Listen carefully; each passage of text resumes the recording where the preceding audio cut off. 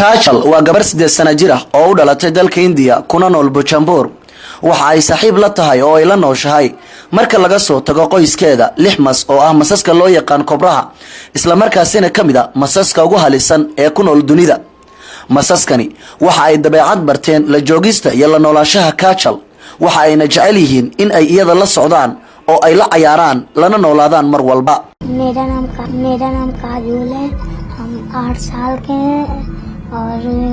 हिंदुस्तान घाटों में रहते हैं magacaygu waa Kajal waxaan ahay 8 sano jir waxaana ku noolahay Bujumbura India waxaana la noolahay 2 wiil iyo 6 gabdhood oo ila dhashay hooyaday iyo aabahay iyo 6 kobra kuwaas oo ah saaxiibadayda qaaliga Kajal waxa ay masaskani u sameysay sanaadiiq ay ku xanaanayso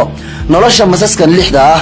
waxayna jeceshahay inay qoorta surato masaska marka ay meel aadayso marka laga soo tago 6 mas oo ay Kajal saaxiibka la tahay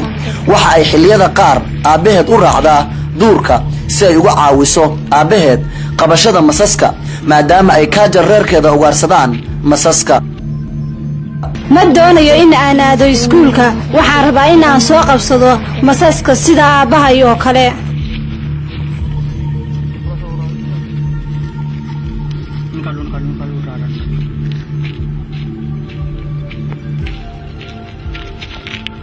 xilliyada qaar waxa dhaawac iyo qaniyo u geysta masaska ay la soo ugaarato aabaheed waxaana lagu dhayaa meesha uu maska ka qaninay daawo dhireed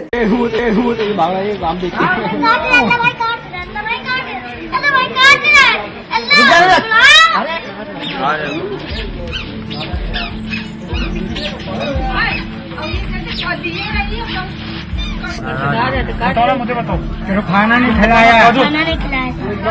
इसको खाना नहीं खिलाया इसलिए इसको गुस्सा आके काटा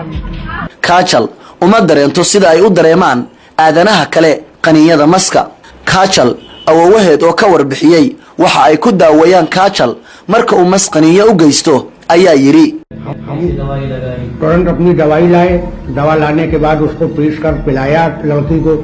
isla markiiba waxaan sameeyay daawo ay cabto waan nasuuxiyay waxaana ku xoqay nabarka bisbaas madow iyo caleenta geedka loo yaqaan niinka waxaana u isticmaalnaa daawo waxaan ka diyaarinay dhirta kamaanan walwalin waxaana daawooyinka u siiyay sidii uu ii baray macallinkayga inaan u diyaariyo waxaana aaminsanahay eebaweyne iyo macallinkayga haddii uu ilaahay doonayo inay Kajal dhimato way dhiman inagana waxba kama celin karno sidaasi waxa yiri Kajal awowahay Kajal waa gabadhii saaxiibka u noqotay 6 mas ee halista ah ee loo yaqaan kobraha